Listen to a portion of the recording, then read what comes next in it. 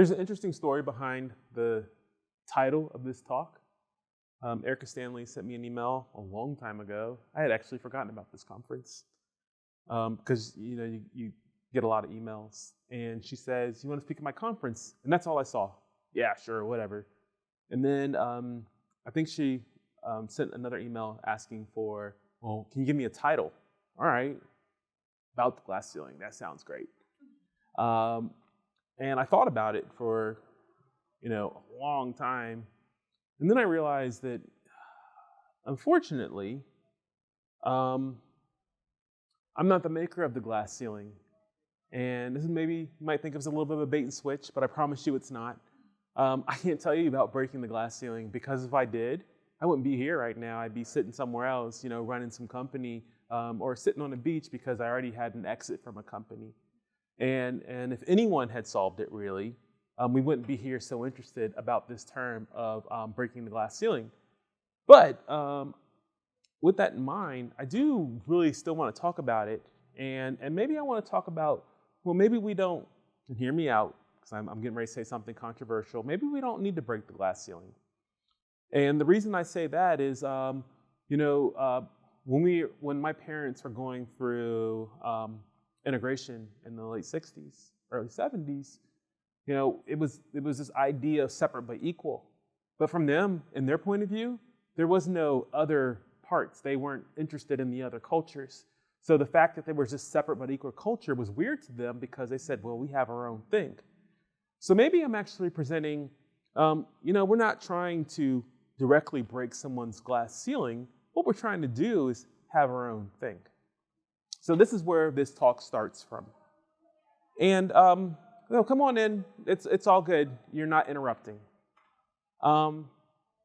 So what I wanted to do, and this kind of works in a bigger room, but actually in this room it kind of works well because everyone can see everyone else. So, people in the front, turn around, look at people in the back.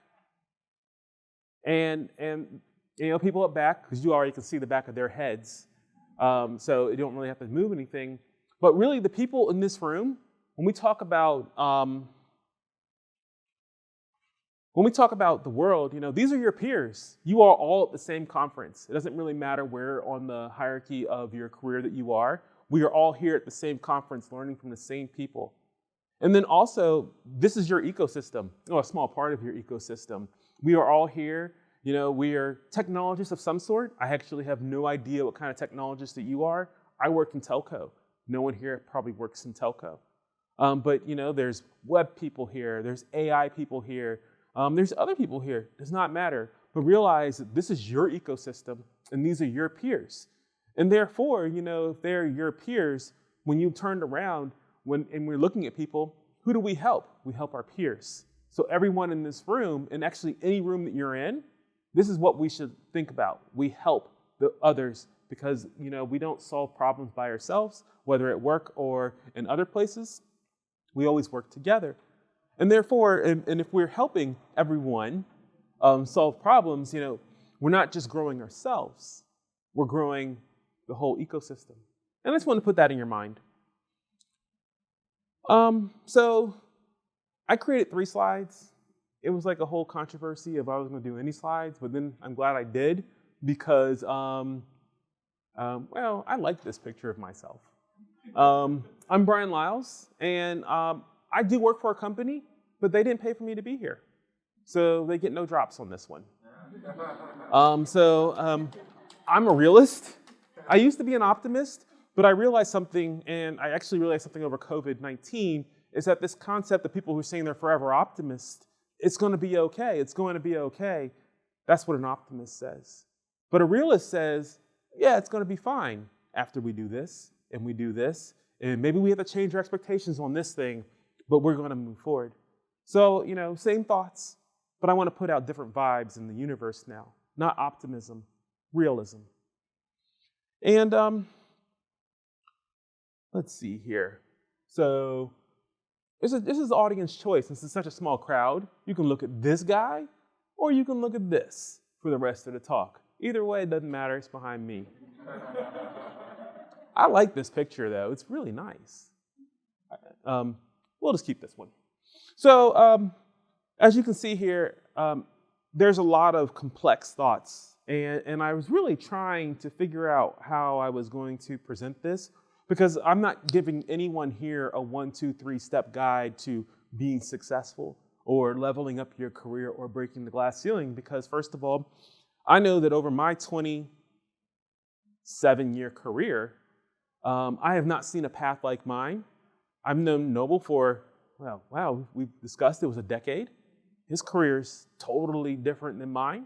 I met Allison, who's a coworker of mine, and her career and her trajectory is totally different of mine. So I don't want to be that person that says, this is how you win. But I do want to give people thoughts about how I did it, and maybe I can just give you some ideas about what I think actually does work. So let me talk to you about me, because, I'm the person with the Arthur yellow shirt up here. I did not realize I looked like Arthur before someone told me this, but I just liked it. But I want to tell you something about me, and that's something I don't tell a lot of people. And here's what it is. I've been gifted with ADHD, gifted with celiac disease, gifted with the fear of failure, huge fear of failure. And what makes it worse is that I've been gifted with the fear that I'm also not failing enough. Because you know what? You only win through failure. And notice that first thing, and this is actually, I'm setting basically the baseline for my ideas here. Notice that I said gifted. We never ever, these people could say afflictions or things that are bothering me. I never use those terms. These are gifts. And why are these gifts? Well, here's the thing. With my ADHD, I know that I am inattentive, but I also have the ability to hyper-focus. And because I'm inattentive, I realize I can only focus on 1 or maybe 2 things at a time. So I know that whenever I have a lot of work coming at me, or a lot of things coming at me, or a lot of people coming at me, I don't have to feel guilty about pushing any of that away, because my brain is broken in a very special way. But also on hyper-focus, I know that there's no problem I can't solve, because my butt will sit in a seat and I will sit there until I fix it. So I'm never worried about solving any type of problem. That's how I use my gift. And then also with celiac disease. All right, now this is a stretch. I can go on a whole rant about how the wheat industry is actually ruining all of our insides because wheat used to be this tall and now it's this tall, and it's actually just poison for your body, but I won't do that. But I will say that knowing that food actually attacks my body from the inside, because I have an autoimmune disease, makes me think very consciously about what I put in my body. I failed yesterday. I didn't count the ingredients and the food attacked me, but it's still a gift. My default is to eat healthier than not healthier, because I actually have to think about these things. So, let's move on. So I actually had some great ideas, and I kind of forget that I'm old. Like, I'm getting older. I'm going to be 40-something next year. I was born in the 70s. I was born 4 days after the bicentennial, so if anyone wants to do math, you can figure that out. But what I realize is that my music, someone just mentioned to me a few minutes ago that your music taste stops evolving after you turn 33. I don't remember 33, it was a long time ago. So I'm actually, what I want to do right now is use the idea of music for the rest of the talk. This is going to be kind of novel, to explain some of my ideas. And I thought, well, what's the best way to do this? Well, I want to start off with just a short speech that will introduce basically the idea, maybe the tempo or the cadence for the rest of this talk. Some of you might understand this, some of you might not, but let me read through it. So, 1 for the money. Yes, sir. 2 for the show. A couple of years ago on Headland and Deloe was the start of something good when me and my partner rode the Marta through the hood, just trying to find the hookup. Now, every day we looked up at the ceiling, watching ceiling fans go round and round, trying to catch that feeling. Off the instrumentals, I had my pencil and plus my paper. We caught the 86 Lithonia, headed to Decatur. writing rhymes, trying to find our spot off in that light. Light off in that spot, knowing that we could rock, doing the hole-in-the-wall clubs. This shit here must stop. Like, freeze. We making the crowd move, but we're not making no G's, and that's a no-no. And I think that it's very fitting that I come to Atlanta and actually recite hymns from Atlanta's greatest hip hop group, Outcast. And the reason why I picked this is I remember this album came out in 1996, and I read it kind of like Captain Kirk would read something, but the point is that these two have been working on something their whole entire life. And what they realized is that there was something bigger than where they are now. And you probably think about your career where you've been working up to this moment, and there's something bigger, but it's better, it's bigger than these hole-in-the-wall clubs. So that's the theme of this talk. So what I did here, and this is where you're going to get my ADHD mind, is that I made a whole bunch of thoughts, and I literally just listed them down. So, and trust me, this goes somewhere. So the first thought is that for you to grow, the first thing you need to realize, and it's easy when I tell my kids this because I'm an adult, but I need you as an adult to realize this, is that the world is not made for you. It's not made for you at all. It's not made for me. It's not made for anyone in this room. It's not made for the cars that are going on outside. The world is not made for you. It is neither for, the world inherently is neither for or against you. And once we start realizing that, there's going to be chaos everywhere we're going, we can stop becoming victims thinking that the world is out to get us. But let me move on for that. The second thing, and this is probably number one for me, is that if you want to be good in, let's say, your career or anything else, you have to be good. And this is the speech that I've given to little black girls as they're thinking about computer science or thinking about engineering, is that, what, you're going to go into a room where you're going to see no one that looks like you, and you know what the only thing you're going to have going for you after this conversation is that you're going to be the smartest person in that room. But you know what you're not going to do? You're never going to tell them how smart you are. What you're going to do is you're going to be good, and you're going to practice, and you're going to study, and then one day there's going to be an opportunity, and you know what? You'll be ready. And I think a lot of people don't realize this, is that they want to move up, move forward, and progress their career, but whenever opportunity knocks, they open the door and looking down for DoorDash on the ground rather than trying to meet opportunity face on. So you really have to be good about these things. But going on with that, you're going to have to realize that where something's going to happen all the time, and that thing that's going to happen all the time is rejection. I am super successful in my career. I am a VP level engineer at a publicly traded company. I am the only black VP engineer at a publicly traded company. There are 5 VPs in the whole entire company, 5 black VPs in the whole entire company. I'm one of them out of 40,000 people. That's kind of cool. But here's the thing. I've been rejected. I've applied for jobs. You're not smart enough. I've tried to build things and propose ideas. Even now, not good enough. You're going to have to get. You have to understand that rejection is never a no.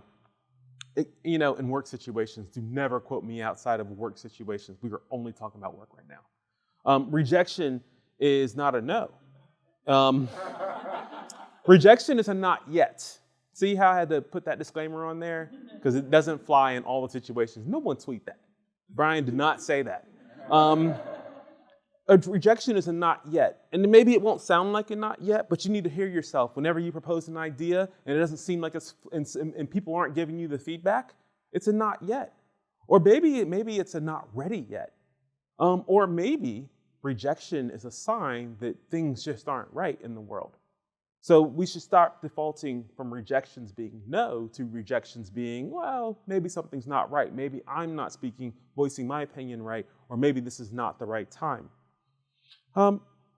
But then also, as you move forward, and this is another thing that I see, I run into these kids right out of college, they go to, it's funny, I don't run into many people from Morehouse and Spelman or in our area, but when we talk about real BCUs, I run into a lot of Howard kids. And they'll say, I got this degree from Howard, or even better yet, I run into kids from Stanford out in California. I got this degree, I got this computer science degree, and I'm gonna hit the ground running. I'm gonna come out of college the first year, I'm gonna make $180K in salary, I'm gonna make 75 over 4 years in stock or more. And then, my first year, I'm gonna make $200,000 a year. And I'm looking at some of your faces like, $200,000 a year, your first year. This person is 22 years old, making $200,000 a year. And that's great. But the problem with a lot of people is that they don't have a plan. And that's the one thing that I see with people who are trying to get to that level, where they're like, I'm going to do this, and I'm going to do that, and I want to do this, and I want to have cars, I want to make 6 figures. And I'm like, well, how are you going to do that? What's your plan? And they said, well, I got this hustle. And I'm like, oh, hold on. Hold on. The hustle is not it. What's your plan? And what a plan means is that you've thought of a goal. Well, maybe even before you do that, maybe you have a vision. My vision is that, my vision is that I'm just going to be rich. And that's fine. I'm going to be rich. I'm going to be wealthy. I'm going to be able to buy brand new shoes every day. I'm going to be able to pop bottles, and I'm going to be able to go to all the clubs, and I'm going to hang out with movie stars. That's a vision for a 22-year-old. I think that's fine. It's an awful vision, but it's a vision nonetheless. But so you need to think through that when you have a vision. The next thing you need to have is you probably should have some goals. What kind of goals do you have if you want to, pop bottles all the time? Actually, that's a horrible idea. So if you want to think about your career, so many people want to just have excellence. And the thing is that you can't touch excellence. I mean, you can come up here and touch me, and that'd be kind of excellent. But in general, you can't touch excellence. Excellence it's ephemeral, it doesn't exist. And actually, excellence is a scale. So you need to have goals, things that you can actually say, hey, I hit that goal. And maybe when you're starting off in your career, and remember I was talking about being good at what you're doing, you take the technologies in front of you and you go look at a project, go talk to a senior engineer or a senior technologist and say, what do you think good is? And then you go do that. And the reason why you're doing this is because you want to be able to have these goals. And then you need to have strategies. You can walk through the woods. There's a couple ways you can walk through the woods. One way you can walk through the woods is you can just walk through the woods. But if any of you all have really been in the woods, you probably don't want to do that. If there's a path, maybe I'll take the path. But if it's an old, overgrown path, maybe you need a mentor that can show you how that path is going. But you really need to have a strategy of how you're going. Don't walk through the woods. I did this when I was a little kid and I got poison ivy from head to toe. Will not recommend that. And then you need to have your tactics. Because one day you're going to have to do stuff. You can't, I'm sure we've all sat in meetings where someone's like, we need to come up with a strategy. And people come up with a strategy and then they're like, and then the strategies become the tactics. Or actually the tactics or the strategies are really tactics, like we're going to do this, we're going to do that. Not in order for us to build widgets faster, we are going to reduce the amount of time that it takes to start building widgets. I don't know, I'm trying to not give up secrets here, but you hear what I'm saying. There is the planning for doing something, and then there's the doing something. And sometimes we forget to plan by just jumping into the doing. So that's cool. Another idea here is the power of community.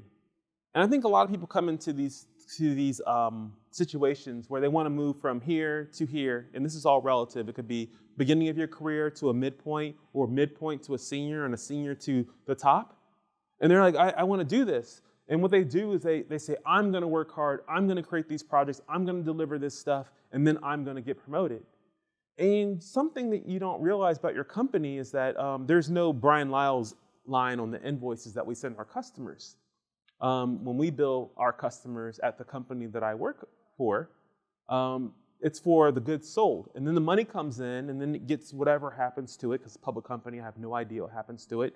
And then eventually it winds up in my paycheck. And did I help deliver this software directly? I don't know. I mean, I was probably in charge of it. But here's the thing. There was the accountants, there was the marketers, there was the execs, there's the support people, there's the people who were out doing our engineering in the field, there's our PMs, our product managers who were actually telling us. And we realized that we do everything, so we fail. We do everything together, so we fail and win together. So whenever you're thinking about really growing your career, don't try to just become a better person. Try to have better and bigger influence. So if you can get someone over here and then someone over here, and they have wins because you've enabled them, here's something selfish. This is the only selfish thing I'll say in this talk, is that you now own part of their wins. And you can use that. And how do I get it? As a principal engineer with literally hundreds and hundreds of engineers report with me, I filter down through their stacks, and I take credit for everything they do. But I also take credit for every failure they make. So you gotta take the good with the bad. And it sounds funny and you're laughing about it, but go home and think about that one. Another thing is, another thought, like I told you, ADHD, I love this, is moving up the corporate ladder. And I came up with this original thought the other day. I actually was original. I don't think anyone has actually said it quite this way before, is lemons. When you have a new person, new in their career, new in what they do, we're a company that makes lemonade. So what we have to do with our neophytes, our new engineers, our new whatever, is we sit down and we show them how to make lemonade from the lemons. We're way below the Mason-Dixon down here. So lemon, diabetes amount of sugar, some water, star. I don't know how to make lemonade. But then when you level up in your career, you should be able to go to someone, you've been here for a while, make me some lemonade. And you know what? You're at your job and you're working real hard and you're making lemonade. And you get really good at making lemonade. But then when you get to be like a senior person in your career, that doesn't work anymore. So what ends up happening then is someone just shows you a picture of a lemonade. They don't even say anything anymore. And they show you a picture of it. And what you have to do at that point is you have to figure out, oh, I think they want lemonade. I don't know. And now you have to go get all the ingredients, measure them up, and then be able to deliver them on time. And this metaphor actually works. When you start, I have to actually hand feed you everything that you're doing. As you get better, you know how to do it. But at a certain point, you become senior enough where you can start making decisions on your own. And you have to understand that that's the progression for anything that you do. And we get better. And then you get to my level, the principal, distinguished, whatever level. And you know what? Someone asks you to make lemonade and you tell them, it's off. We don't even need lemons anymore. And that's where we want to get to our career, because think about it. People have been telling you how to, first they tell you what they want to do, then they tell you what they want. And then they kind of hint at what they want. At the end part of your career, maybe that's where I am right now, is it's your job to push back and say, well, why do we need lemonade? Maybe we want, what do y'all drink down here? Coke? Tea? I like tea. I like they make tea right down here too. So, that's another interesting thing. So let me move on to my favorite part of this talk here is, as you probably can tell, I should put some rappers on here. I love hip hop. And if you've seen the movie Love and Hip Hop, I love hip hop like that. I like movie I love hip hop like corny rom-com. Imagine your favorite rom-com and imagine part of it's like a rapper and then someone who's in the music business and they fall in love. That's how much that's why I love hip hop. So my next set of thoughts are all hip hop quotes, but there's some ideas behind them. So one of my thoughts here, and you know what? If anyone can get the artists for all these quotes, I'll donate to charity in your name. First one is bad boys move in silence and violence. Oh yeah, I've already stuffed this room. So here's the thing. We want whenever we're moving and we're doing good things in our job, whether they're big or they're small, what we want to do is have people recognize them. The worst thing you can do is before you actually do something is go out and say, look at me, puff your chest out, look at all these things that I can do. No, really what you want, and this is where the accolades come from, is when you can do something and have someone else talk about it. And you know what? Here's a secret. And a lot of people don't get this. Do something, go find a friend, tell them to tell another friend, did you hear about what Bryan did? And that's all you need. And you need to just do this a few times. But now, I don't measure any of my work by direct impact. I measure my work by how far of an impact away from where I am. So if I can have someone first year in college or someone in another business unit or another really part of the company say, oh yeah, you did this, that's when I know I have big impact. But if I do things and I can't even get my peers to see or people at work directly, there's no violence there. So silence and violence over bravado. And another line, same artist. Even when I was wrong, I got my point across. Something else that people need to realize. Here's the thing. Most times, when you're with another person, sometimes this happens with people by themselves, is that there's going to be conflict. There's going to be two opinions. And you have to realize that dysfunctions, one of the dysfunctions, healthy dysfunctions of a team is conflict. People will have different opinions. You're going to say green, this other person's going to say seafoam. I'm a dude, I can only see like the 7 basic colors, so I'm going to assume that they're the same thing, but someone else is going to say, no, they're totally different. And you're going to have to realize that, you know what, you're not always going to be right, but there's always a space to get your point through.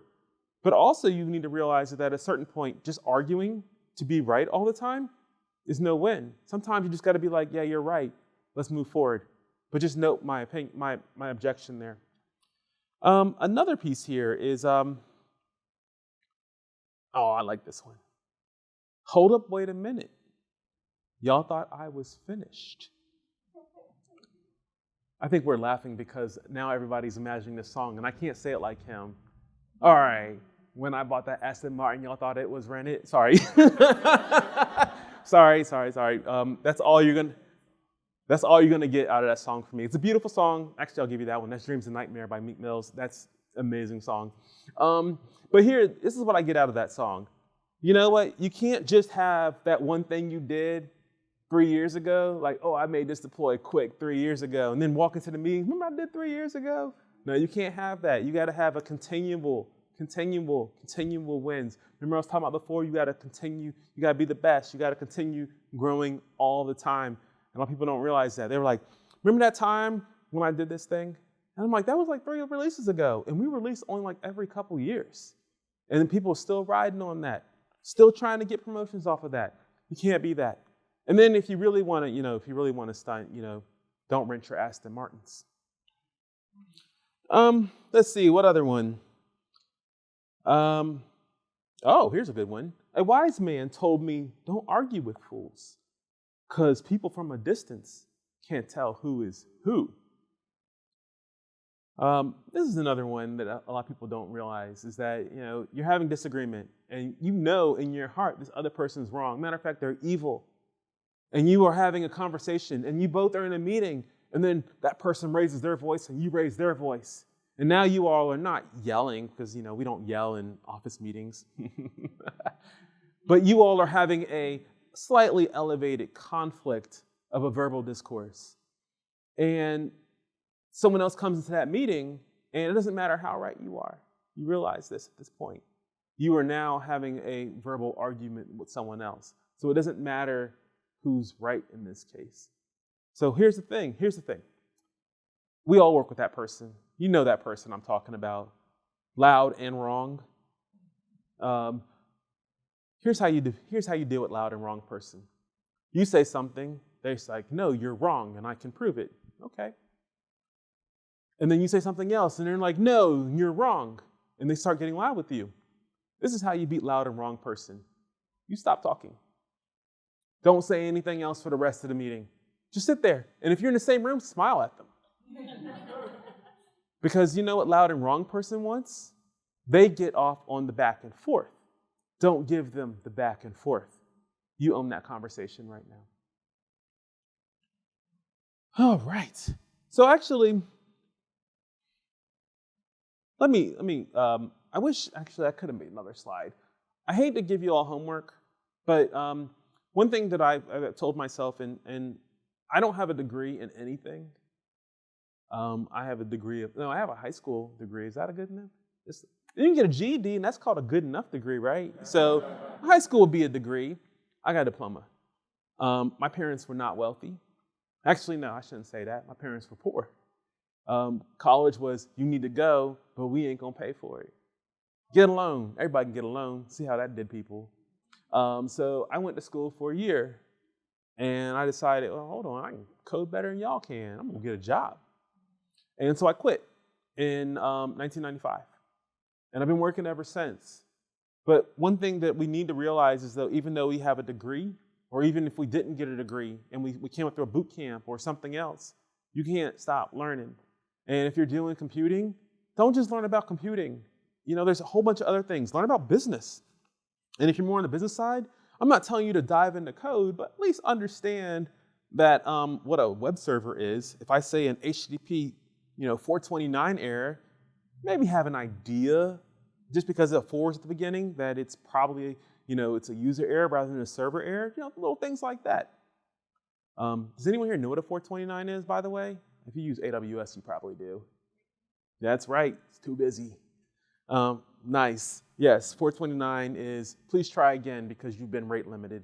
But I want you to continue learning. And the way that I learn, I read. And funny thing, I didn't realize that you could do this. You can actually learn things on YouTube. There are people who make so much. I mean, I used to think it was just like conference content and like hate videos. But I found that there's also a lot of video game videos on there too. And but there's a lot of knowledge about math and science and business. There's a lot of craft. You will have to weed through things, but continue learning. I wanted to share a couple books with you that I just think are, or more than a couple, 4 books I think, that I just think are amazing reads that everyone should read, and some of them are real thin. The first one is 5 Dysfunctions of a Team. It's a short narrative. It's made up, but it talks about 5 dysfunctions of a team. It talks about absence of trust. It talks about fear of conflict. It talks about lack of commitment, avoidance of accountability, and finally, it talks about inattention to results. In those 5 things I said, you're probably thinking, holy crap, my team would be just better if we just embrace the conflict rather than being passive aggressive. I also want to think about, there's another book, and it's called Working Backwards. It's a blue book. It's about 2 people from AWS. One was like Kindle dude, and someone else at that level. And they talk about how AWS kind of built itself. And I don't want to, or not AWS, Amazon. And I don't want to just push Amazon because, we can love or hate them. But I will tell you one thing that Bezos did besides becoming one of the richest people in the world. He actually figured out how to build a company up and be cheap at the same time. And you're like, oh, that's not good. But you know what? Constraints breed creativity. And his ideas of placing constraints on everything actually just made them work better when they were just selling books, until whenever they were selling everything, to whenever they know about every movement you make in your house. So you got to stop before you hit the evil part. But you should at least understand this. And they talk about 6-pagers and things like that. So that's pretty dope. Another book, and this book is hard for me to share, but I didn't want to read it because I don't like, I think the Army is, I don't like glorifying our military. I mean, I like to say thank you for your service like everyone else does with no meaning, but I don't like to glorify the warmongering of the United States. But there's a book called Team of Teams written by a general, and he honed this process during the Iraqi war. And basically what he figured out is that direct control over everything doesn't work. He figured out how to use the hierarchy. And he had thousands of people over many locations. And he realized that pushing functions down to people where it actually mattered, rather than making everything an executive decision, actually worked out. I mean, his pushing down was like, we should go kill this person and we don't have to call back to Washington. But in our places, hopefully it's not that bad. It's a great book. And I remember in this book, he has a great analogy about how do you build a team. a lot of people think that it's a chessboard. Like I'm playing chess with my game of life, and it's like, Wu-Tang with the swords on the chessboard. And then like, we're gonna make these moves and we're gonna make all these smart things happen. But it actually is not that. People think that they strategize like with chess. Actually, we don't build teams like that kind of strategy. What we do is we plant soil, we put the seeds in, we put them in the sun, and we give them water, and we hope they grow. And so gardening is more of a better example of building people up, building teams up, building organizations than, thinking that you're playing 2D or 3D or 4D chess. So we're coming down to the last, I'm going to get a warning in 4 minutes that we're coming down to the last 5 minutes. So I want to say one more thing about, say my benediction for my little sermon that I'm giving you here. And then I'll just go into some thoughts. So, benediction. I got stopped at the mall the other day. I heard a call from the other way I just came from. Some dude was saying something, talking about smoke something. Hey man, you remember me from school? No, not really. But he kept smiling like a clown, facial expression looking silly. And he kept asking me, what kind of car you drive? I know that you paid. I know y'all got beaucoup dough from all that code y'all done made. And I replied, I've been going through the same thing you had. And I replied that I've been going through the same things that he has. True, I got more fans than the average man, but not enough loot to last me to the end of the week. I live to the beat like you live, check to check. If you don't move your feet, then I don't eat. So we're like neck to neck. Yes, we done come a long way, like them slim ass cigarettes. From Virginia, this ain't gonna stop, so we just gonna continue. And then there's a chorus, but this is my favorite song. But the reason why I bring this up is that no matter where you are in your career, first job, 1,000th job, at the bottom, at the top of your ladder, there's a cycle. Like neither side exists without the other. I can't be senior to people if there's no one below me. So if you're at a place and they only have senior engineers and they have no one other engineers below that, that's a sham. There's always going to be someone. But then also, we learn from our seniors at the same time. So it's a vicious cycle. We need the people that rely on us, and then they need us because they rely on us. And I just wish Andre 3000 would rap again because, I have to go back to his old music to get feelings. But really, with this, every time I hear this verse, it makes you think that, no matter where you are, you never got there by yourself. Andre 3000 got to be famous because he had fans. But, all of us, those of us who are fans are there because he made such great music. And as we think, none of us, not all of us in here are artists. Some of us in here are artists. But we need to think about that as well. Nothing exists in a vacuum. These startups come to solve problems from big companies and consumers. The big companies and consumers, we give money back to these startups and they become big companies. And then they just, I've been paying Amazon 48 cents a month for 5 years and I can't figure out why. But, and one day, it's going to be a lot of money one day. But, we realize that there's a yin and yang and there's a pull from all sides. And then here what I'm saying here is that, what I'm saying is that if we can slow down, think about why we are doing things rather than how and what we're doing, it's a much smarter move than thinking I'm just going to power through my career, that I'm going to get all these things that I deserve. You don't deserve anything. And then I'm going to make 6 figures, which is the weird thing that we talk about now. I hear this because, if we really want to talk about the world, 6 figures is 100,000. And then you can go up to, and you can add, and if you add 2 more digits to that, where are we now? We're 1 million. So, no, we have 1 more figure to that. We're at 1 million. But if you think, you have to add 10 million, 100 million, 1 billion, we're adding more and we're to 1 billion. And then we add 10 billion, 100 billion, and you realize how many orders of magnitude you are. off the richest people in the world. So, shoot for 6 figures, but realize that that's a beginning and not an ending. And that, everybody can actually hit that. And with that, and because I got my 5-minute warning, I think I'm going to stop talking. And if anybody wants to come up here after, this and chat about anything, I'll be here for a little bit. All right.